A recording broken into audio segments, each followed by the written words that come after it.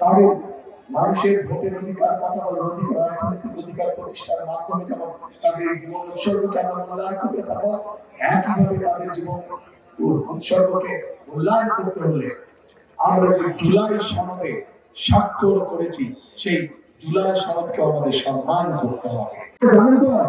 আচ্ছা, পরবর্তীতে আমরা কি দেখলাম যে বর্তমান সরকার যখন আসলো, অন্তর্বর্তীকালীন সরকার আসলো, অন্তর্বর্তীকালীন সরকার এসে একটি সংস্কার কমিশন করলো এবং বাংলাদেশের বেশি রাজনৈতিক দলগুলোকে সেখানে আহ্বান করলো। আমরাও দিয়েছি সেখানে, আমরা আমাদের সংস্কার প্রস্তাব আমরা দিয়েছি এবং মোটামুটি ভাবে সংস্কার প্রস্তাব যেগুলো আমরা দিয়েছি, যা আমরা জনগণের সামনে অনেক আগে উপস্থাপন করেছিলাম, সেইটাই কম বেশি ভাবে তারাও দিয়েছে।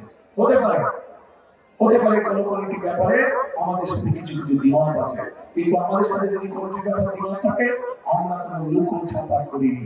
আমরা জনগণের সামনে প্রকাশ্যে বলেছি যে কোনটিতে আমরা সম্মতি দিয়েছি এবং কোনটিতে আমাদের কিছু ডিসএগ্রিমেন্ট আছে, প্রকাশ্যে বলেছি।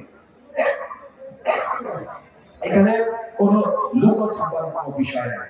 এখন প্রিয় ভাই বোনেরা, এই যে 12 তারিখে যে আপনারা আপনাদের পরিকল্পনা সফল করতে যাবেন, একই সাথে আরেকটি কাজ করতে হবে।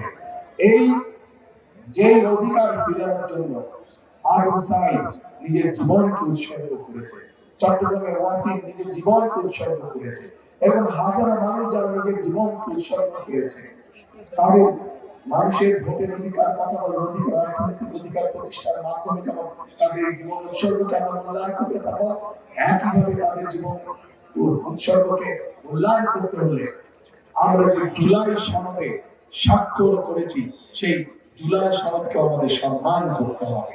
এবং সেজন্যই আপনাদের সকলকে অনুরোধ করব যে ধানের শীষে যখন সিলটা দিবেন 12 তারিখে, একই সাথে আপনাদের দ্বিতীয় ব্যালট পেপারটি দিবে হার নয়, সেখানে হায়ের পক্ষে দয়া করে আপনারা দাঁড়াবেন।